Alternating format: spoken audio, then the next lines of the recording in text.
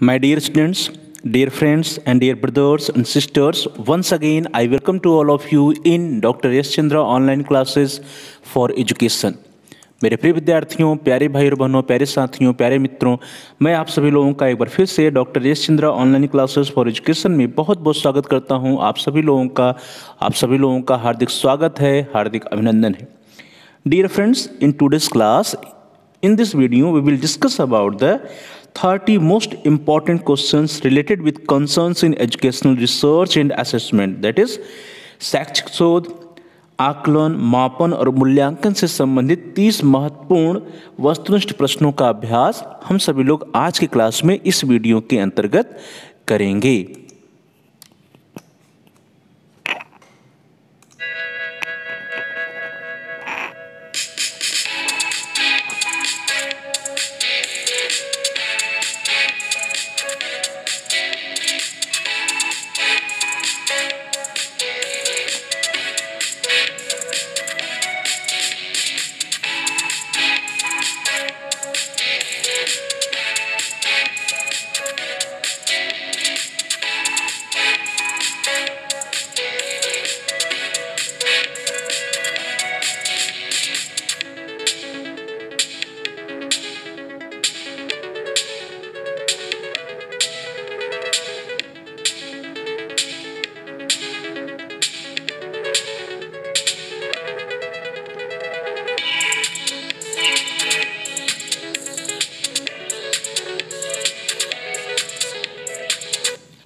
चलिए क्लास को स्टार्ट किया जाए। The first question number 31 is on your screen. The question is sampling is only the option in which one of the following situations and your options are A. Blood test of a person, B. Infinite population, C. For testing the fat of a milk, and D. All of the above. प्रिय विद्यार्थियों, sampling is the only the option in which one of the following situation, अर्थात जो न्यादर्शीकरण हम लोग करते हैं, जो sampling करते हैं, वह सिर्फ मात्र एक विकल्प है हमारे पास। किस केस में? जैसे ए है blood test of a person, जब किसी आदमी का, किसी व्यक्ति का ब्लड टेस्ट करना होता है तो वहाँ पे हम लोग एक सैंपल ही लेते हैं, क्योंकि पूरे ब्लड का एक छोटा ही पार्ट लेते हैं। जब हमारे पास जो पॉपुलेशन होती है वो क्या होती है? इनफाइनाइट होती है, अनंत होती है, तो वहाँ पर भी हम पूरे पॉपुलेशन का एक छोटा सा पार्ट लेते हैं। और सी है for testing the fat of A milk, जब किसी मिल्क या दूध में उस दूध में कितना फैट है, कितने परसेंटेज फैट है, उसका टेस्ट करना हो, तो वहाँ पर भी हम क्या करते हैं कि पूरे दूध की जांच नहीं करते, बल्कि पूरे मिल्क में से उसके एक छोटे पार्ट की जांच करते हैं। तो यहाँ पर भी हम सैम्पलिंग करते हैं। तो इसका मतलब the D option is the right option, all of the above. हम सभी लोग जो है blood test of a person, infinite population and for the testing of fat of milk, इन तीनों केस में सैम्पलिंग का ही प्रयोग करते हैं। सैम्पलिंग ही हमारे पास या न्यादर्शीकरण ही हमारे पास एक विकल्प होता है। Now the next question number 32, प्रश्न संख्या 32 है। अ सैंपल कंसिस्ट्स ऑफ, एक सैंपल, एक न्यादर्श जो होता है या एक प्रतिदर्श होता है, वो बनता है या कंसिस्ट होता है किससे? Options are A 60% units of the population, B 100% units of the population, C only 5% units of the population, और D any fraction of the population. फिर विद्यार्थियों, जो हम लोग न्यादर्श लेते हैं या सिंपल लेते हैं, उसमें कोई ज़रूरी नहीं कि हम 60% लें पूरी जनसंख्या का, पूरी पॉपुलेशन का। 100% तो ले ही नहीं सकते, नहीं तो पॉपुलेशन और सैंपल में कोई डिफरेंस ही नहीं होगा। Only 5% units of the population, यह भी नहीं लेते, इसका कोई नियम नहीं। लेकिन हम क्या लेते हैं? Any fraction of the population, अर्थात जो हमारा पॉपुलेशन होता है, उस जनसंख्या होता है, उसका एक स्मॉल फ्रैक्शन लेते हैं, एक छोटा सा फ्रैक्शन लेते हैं, छोटा सा भाग लेते हैं सैंपल के रूप में या न्यादर्श के रूप में। तो इस तरह से the D option is the right option. A sample consists of any fraction or small fraction of the population. Now the next question number 33.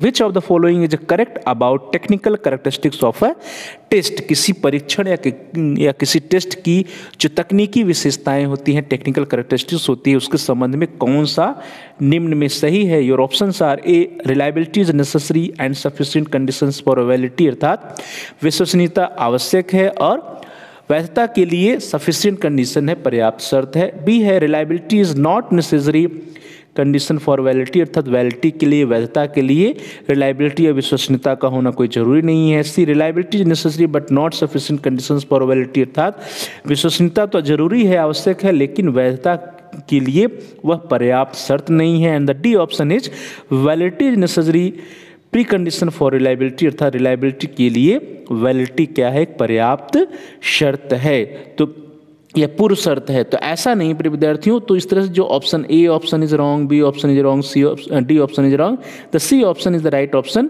Reliability is a necessary but not sufficient conditions for validity, अर्थात किसी भी test के लिए, किसी भी tool के लिए जो विश्वसनीयता होती है, रिलायबिलिटी होती है, वह अति आवश्यक है, लेकिन वैधता के लिए वह पर्याप्त शर्त नहीं होती है।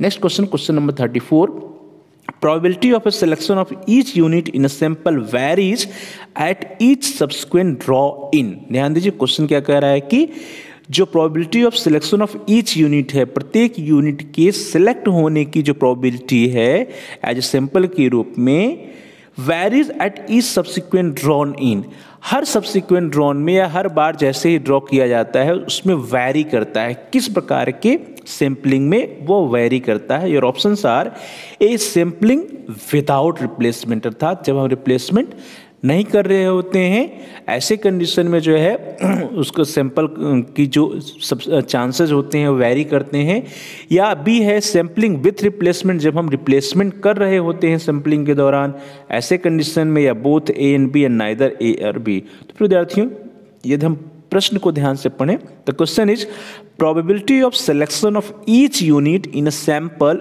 varies at each subsequent draw in, अर्थात जैसे जैसे हम ड्रॉ करेंगे या पॉपुलेशन में से सैंपल को निकालते जाएंगे वैसे वैसे जो प्रत्येक यूनिट है उसकी जो चांसेज है सैंपल के रूप में सिलेक्ट होने की वह वैरी करता जाएगा। तो ऐसा कब होता है, ऐसा तब होता है जब हम सैंपलिंग करते हैं विदाउट रिप्लेसमेंट। तो sampling without replacement is the right option for this question. और for this situation when we do sampling without replacement then the probability of selection of each unit in a sample varies at each subsequent draw in, अर्थात जब हम without replacement, बिना जो है replacement किए हुए sampling करते हैं तो ऐसे कंडीशन में प्रत्येक यूनिट की जो सैम्पलिंग की चांसेज होती हैं, प्रोबेबिलिटीज होती हैं, वो वैरीज करती हैं। The next question, question number 35, प्रश्न संख्या 35 आपकी स्क्रीन पर।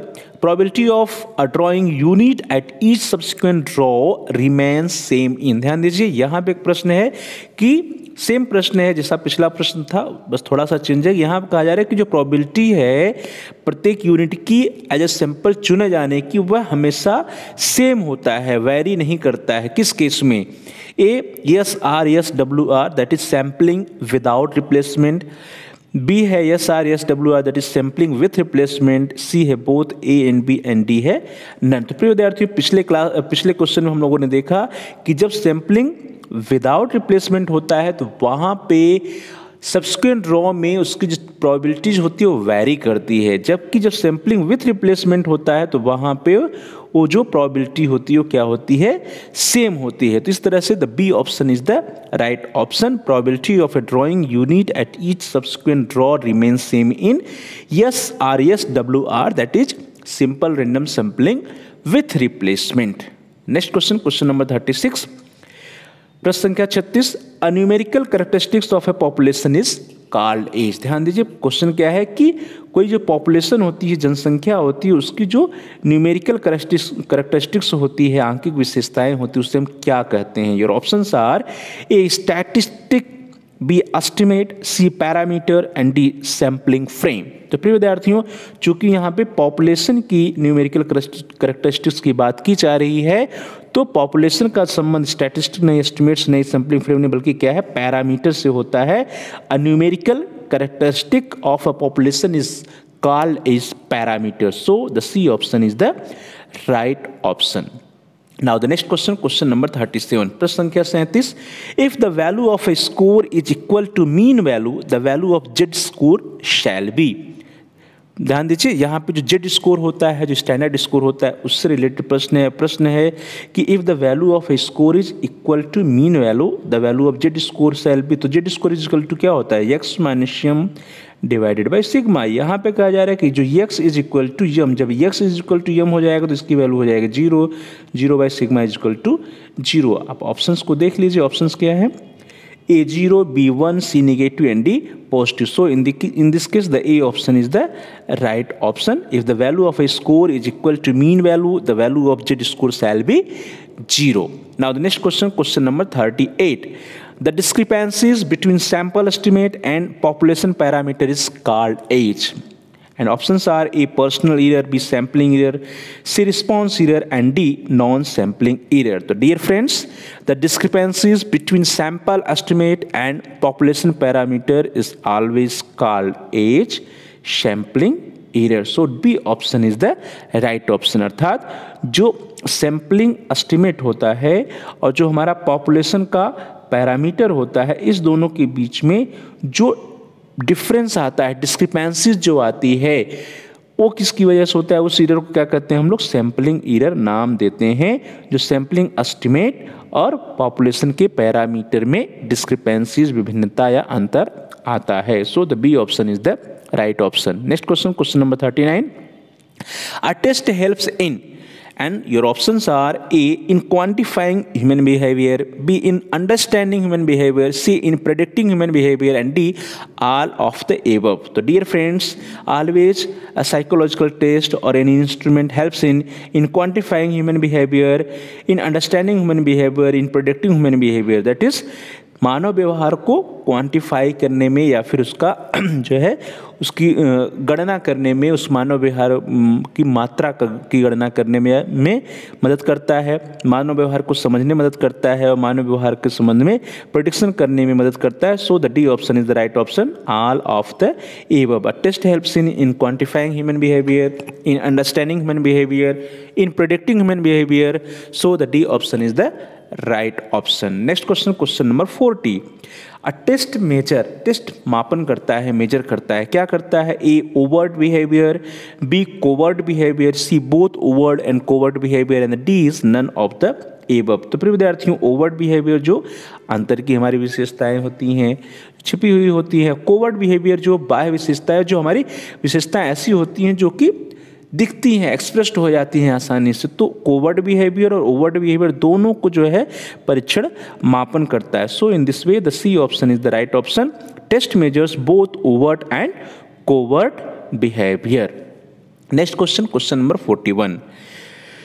The classification of tests into subjective tests and objective test is based on. अर्थात किसी भी परीक्षण को जब हम दो प्रकार में, उसके सब्जेक्टिव टेस्ट और ऑब्जेक्टिव टेस्ट, अर्थात वस्तुनिष्ठ परीक्षण और जो हमारा दूसरा होता है सब्जेक्टिव टेस्ट, उसमें जब हम उसको विभाजित करते हैं तो ऐसे परीक्षण को निबंधात्मक परीक्षण और वस्तुनिष्ठ परीक्षण, इस तरह से जब हम प्रश्न, इस तरह के परीक्षण के प्रकार में हम जब विभाजित करते हैं तो उसका बेस क्या होता है? The classification of test into subjective test and objective test is based on, उसका आधार क्या होता है? Your options are A, evaluation, B, administration, C, language and D, standardisation. तो प्रिय विद्यार्थियों, जब हम किसी परीक्षण को ऑब्जेक्टिव एंड सब्जेक्टिव इस दो प्रकार के टेस्ट में विभाजित करते हैं तो उसका हमेशा जो बेस होता है वो क्या होता है? चूँकि यहाँ पे ऑब्जेक्टिव है तो यहाँ पे जो इवैल्यूएशन होगा वो डिफरेंट होगा, जो सब्जेक्टिव है उसका इवैल्यूएशन डिफरेंस होगा. तो so the A option is the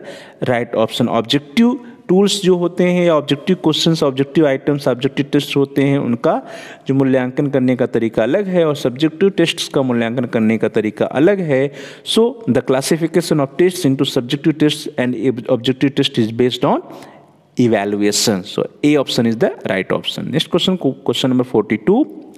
The classification of tests into group test and individual test is based on. अर्थात कोई भी टेस्ट, कोई भी परीक्षण है, यदि उसको हम सामूहिक परीक्षण और व्यक्तिगत परीक्षण, दैट इज ग्रुप टेस्ट और इंडिविजुअल टेस्ट में विभाजित करते हैं तो उसका आधार क्या होता है, उसका बेस क्या होता है? Options are A, evaluation, B, administration, C, language and D, standardisation. तो प्रिय विद्यार्थियों, जब हम किसी परीक्षण को सामूहिक परीक्षण और व्यक्तिगत परीक्षण कहते हैं, इंडिविजुअल टेस्ट कहते हैं, इसका मतलब कि उसका जो प्रशासन करने का तरीका होगा, जो उसका एडमिनिस्ट्रेशन होगा, उसके आधार पर ग्रुप टेस्ट का प्रशासन अलग तरीके से होगा और इंडिविजुअल टेस्ट का प्रशासन अलग तरीके से होगा. So the base is administration. The classification of test into group test and individual test is based on administration. So the B option is the right option. Next question, question number 43. The classification of tests into standardized test and teacher made test is based on. Options are A evaluation, B administration, C language and D standardization. तो प्रिय विद्यार्थियों, जब हम किसी परीक्षण को standardised test और teacher made test इस दो प्रकारों में विभाजित करते हैं, क्लासीफाई करते हैं, then the base is always standardisation of the test और standardisation of the tool. So the D option is the right option. The classification of tests into standardized test and teacher made test is based on standardization. Next question, question number 44. प्रश्न संख्या 44 है. Average performance और scores of a population is called. जब कोई scores या कोई performance की जब हम एवरेज या औसत की बात करते हैं किसी जनसंख्या में जो प्राप्तांक आते हैं उसका जब हम एवरेज निकालते हैं, औसत निकालते हैं, तो वो रिलेटेड होता है A with reliability, B validity, C norms और डी आइटम एनालिसिस. तो क्या होता है प्रिय विद्यार्थियों, एवरेज परफॉर्मेंस और scores of a population is called norms. उसको हम क्या कहते हैं, नॉर्म्स कहते हैं, मानक कहते हैं. किसी जैसे कक्षा मानक, आयु मानक, ये सब मानक बनाए जाते हैं. तो क्लास का जो एवरेज मार्क्स आता है या एवरेज स्कोर होता है, किसी भी एज का जो एवरेज स्कोर होता है, that is called the norms for that class और that age group. So the C option is the right option. Average performance और scores of a population is called norms. Next question, question number 44. What would this mixed method design be called. ध्यान दीजिए, आपकी screen पर एक mixed method design बना है जिसमें small में QAL लिखा है, एरो लगा के QUAN कैपिटल में लिखा हुआ है. इस जो ये डिज़ाइन है, इस डिज़ाइन क्या कहलाता है? Your options are equal status sequential design, dominant status sequential design and C is dominant status concurrent design and D is equal status concurrent design. So dear friends, this design is called dominant status sequential design. जो ये design बना हुआ है प्रिय विद्यार्थियों, design किसके लिए है? जो मिक्स्ड मेथड होता है, उस मिक्स्ड मेथड में डोमिनेंट स्टेटस सीक्वेंशियल डिज़ाइन को इस तरह से हम डिनोट करते हैं जैसा कि आपकी स्क्रीन पर बना हुआ है. So the B option is the right option. Next question, question number 47. According to अगला क्वेश्चन जो है प्रिय विद्यार्थियों, that is question number 46. According to Guilford 1954, how many more items should be written for the preliminary form of a test than are wanted in the final form? प्रिय विद्यार्थियों, ध्यान दीजिए कि गिलफोर्ड के अनुसार, गिलफोर्ड 1954 के अनुसार, how many more items should be written for preliminary form of a test than are wanted in the final form. जब हम किसी परीक्षण का निर्माण कर रहे होते हैं, तो उस समय जब हम आइटम्स को बना रहे होते हैं, जब हम प्रश्नों को बना रहे होते हैं टेस्ट के लिए, टूल्स के लिए, तो कहा जा रहा है कि गिलफोर्ड के अनुसार कितने अधिक आइटम बनाने चाहिए जितना कि हमें फाइनल परीक्षण या फाइनल टूल में लेना है. जैसे मान लीजिए कि हमें फाइनल जो हमारा टूल बनेगा उसमें 100 प्रश्नों को लेना है, तो स्टार्टिंग के समय हमें या प्रिलिमिनरी फॉर्म में कितने प्रश्नों का निर्माण या कितने स्टेटमेंट्स का निर्माण करना चाहिए अकॉर्डिंग टू गिलफोर्ड. ये प्रश्न है and your options are A 2 times B equal to the final form, C up to 50% more and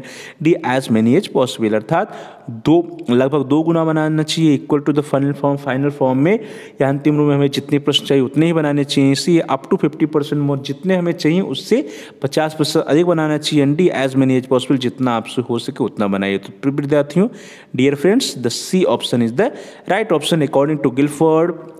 Up to 50% more items should be written for the preliminary form of a test than are wanted in the final form. So C option is the right option. Next question, question number 47.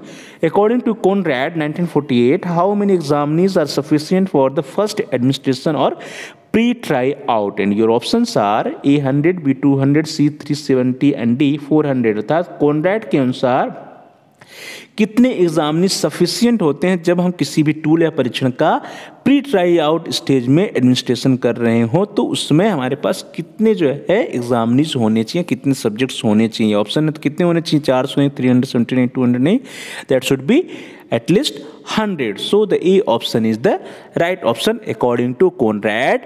100 examinees are sufficient for the first administration or pre-try out. Now the next question, question number 48. According to Conrad 1948, the ideal number of examinees for the second administration should be. जो last प्रश्न था विद्यार्थियों उसी से related है कि जो second administration होगा हमारा, सेकेंड एडमिनिस्ट्रेशन के लिए कितने एग्जामिनीज होने चाहिए किसी भी परीक्षण का निर्माण करते समय? ऑप्शन आ रही 100, B 200, C 370 एंड D 400। तो प्रिय विद्यार्थी, हम लोग लास्ट क्वेश्चन में चर्चा किया कि फर्स्ट या प्री ट्राई आउट स्टेज में 100 होने चाहिए, लेकिन जो सेकेंड एडमिनिस्ट्रेशन है उसमें कितने होने चाहिए? That should be 400। तो 400 विद्यार्थी या 400 एग्जामिनीज होने चाहिए। तो according to Conrad 1948 the ideal number of examination for the second administration should be 400।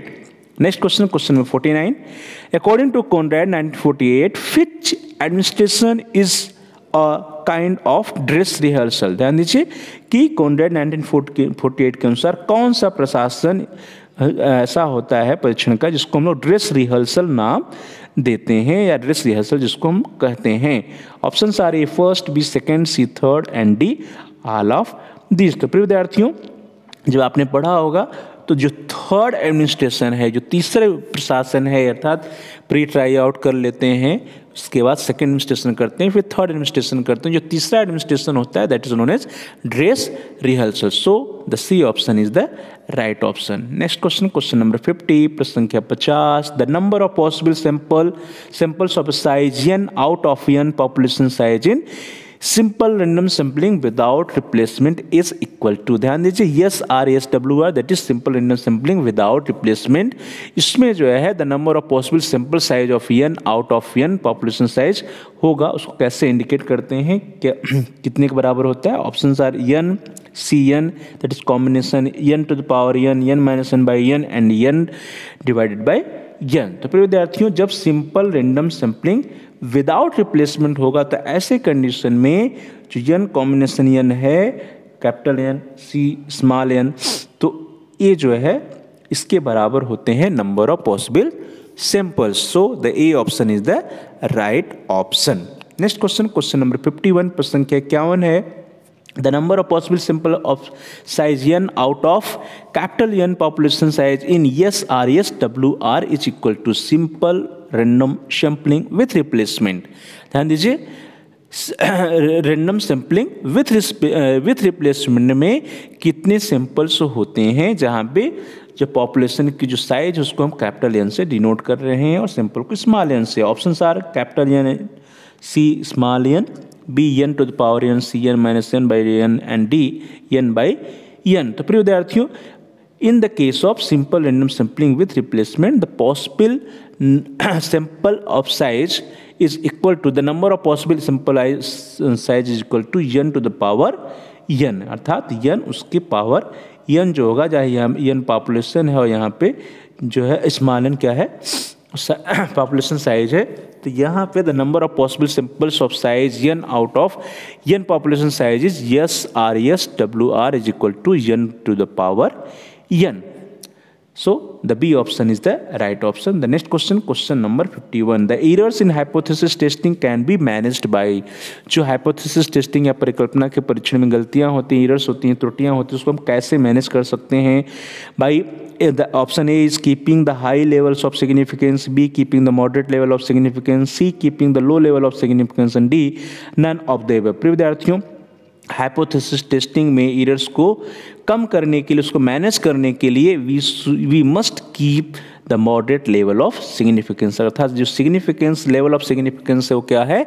यदि हम मॉडरेट लेवल ऑफ सिग्निफिकेंस रखते हैं तो वहाँ पे हाइपोथेसिस टेस्टिंग में जो एरर्स होंगी उसकी संभावनाएं कम होंगी, उसको हम मैनेज कर सकते हैं। Next question, question number 52, the number of possible samples of size 2 out of 5 population size in SRSWR that is without replacement is equal to, and your options are A10, B4, C2 and D12। तो dear friends, आप सभी लोगों को याद होगा last question हम लोगों ने चर्चा किया कि ऐसे समय में जो पॉसिबल नंबर्स ऑफ सैंपल्स होते हैं उसके लिए एक फार्मूले की हम लोगों ने बात की, that formula was NCN, that it means n यहाँ पे क्या है 5 है, Cn अर्थात इंटू स्मॉल n कितना है 2 है, तो 5 इंटू 10 होगा। So the A option is the right option. इस तरह से ए जो विकल्प है वो सही है। 10 सैंपल्स हो सकते हैं। The number of possible samples जो है कितने हो सकते हैं, 10 सैंपल्स हो सकते हैं, जहाँ पे क्या है पॉपुलेशन 5 की है और सैंपल साइज हमें दो उनकी लेना है, मीन्स दो को हमें सैंपल के रूप में लेना है, और that is simple random sampling without replacement की बात हम लोग कर रहे हैं। Now the next question number 53, प्रश्न संख्या 53 जो है विद्यार्थियों आपकी स्क्रीन पर, the number of possible samples of size 2 out of 5 population size in SRS with replacement is equal to. जब हम विथ रिप्लेसमेंट की बात कर रहे हैं, अर्थात रिप्लेसमेंट करते हुए जब हम सैम्पलिंग करेंगे और जहाँ पे पॉपुलेशन की जो सैंपल ऑफ साइज है, साइज का जो सैंपल का जो साइज वो स्मॉल एन है और पॉपुलेशन जो है वो कैपिटल एन से डिनोट कर रहे हैं, तो ऐसे केस में क्या होगा, number of possible samples. Options are A25, B20, C2 and D12। तो प्रिय विद्यार्थियों उसके लिए भी हम लोगों ने फॉर्मूला पढ़ा था, that is n to the power n। यहाँ पे जो कैपिटल N है that is equal to 5, small n is equal to 2, तो 5 की power 2 that is 5 into 5 that is equal to 25। So A option is the right option. ध्यान दीजिए, the number of possible samples of size 2 out of 5 population size in simple random sampling with replacement. यहाँ पे with replacement है तो n to the power capital N, और जहाँ पे without replacement होता है वहाँ पे n Cn। तो इस तरह से विद्यार्थियों क्या होगा, the A option is the right option. The number of possible samples will be 25। The next question number 54, अगला प्रश्न 54, the sampling fraction in usual notation is expressed as.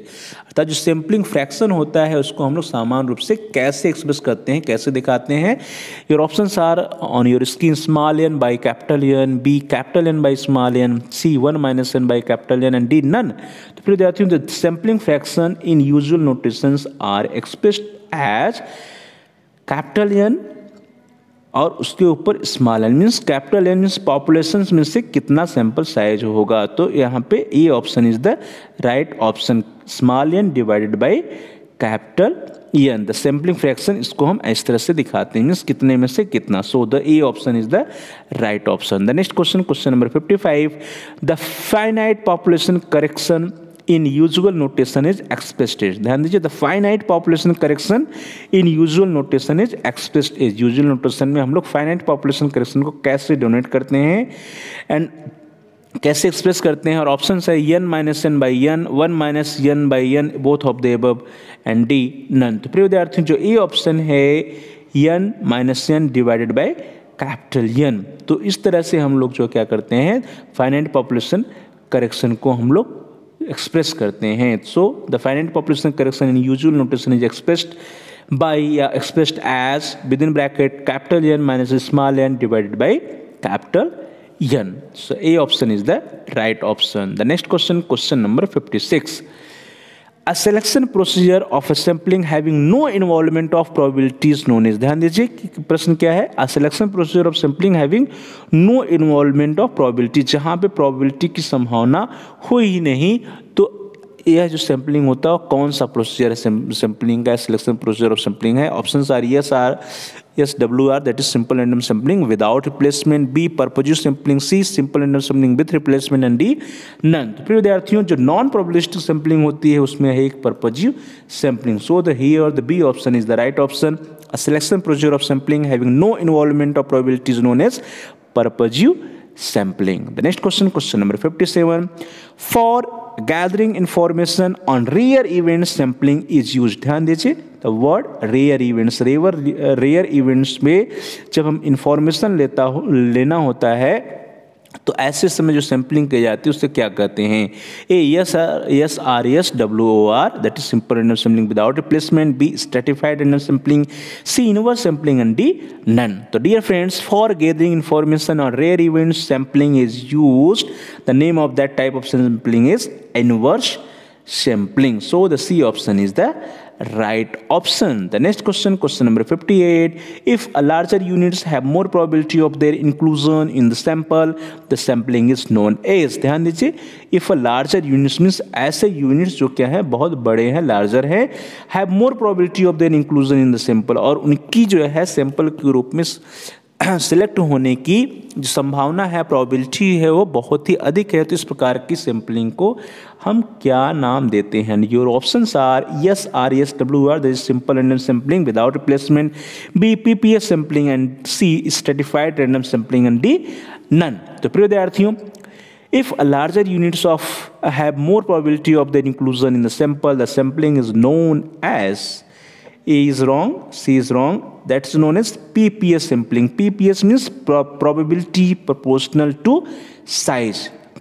PPS means probability proportional to size. So the B option is the right option. PPS sampling means probability proportional to size. If a larger units have more probability of their inclusion in the sample, the sampling known as PPS, that is probability proportional to size sampling, or simply PPS sampling. The next question, question number 59. Simple random samples can be drawn with the help of. Simple random samples can be drawn with the help of. जो simple random sampling करते हैं वो कैसे कर सकते हैं? Your options are A random numbers tables, Pichit method, C Rowlett wheel and D all of the above. तो प्रिय विद्यार्थियों, जो सिंपल रैंडम सैम्पलिंग होती है उसके करने के लिए हम रैंडम नंबर टेबल का यूज कर सकते हैं, चिट मेथड का भी कर सकते हैं, रॉलेट व्हील का भी यूज कर सकते हैं दो. सो the D option is the right option. The right option is the all of the above. We may use random number tables or chit method or Rowlett wheel for simple random sampling. So the D option is the right option. The next question, question number 60. प्रश्न संख्या 60 आपकी screen पर है. Sampling frame is a list of. Sampling frame जो है वो list है. किसका लिस्ट है प्रिय विद्यार्थियों? Sampling frame is a list of units of a population. अर्थात पॉपुलेशन की एक यूनिट्स का लिस्ट होता है. B a list of random numbers, C a list of natural numbers and D none. ध्यान दीजिए, sampling frame is a list of units of population, a list of random numbers, a list of natural numbers या D none. तो sampling frame क्या होता है? It is a list of units of population. तो हमारे जो population होते हैं उसमें जो यूनिट्स होती हैं उसकी लिस्ट जो होती है that is known as sampling frame. A list of units of population is known as sampling frame.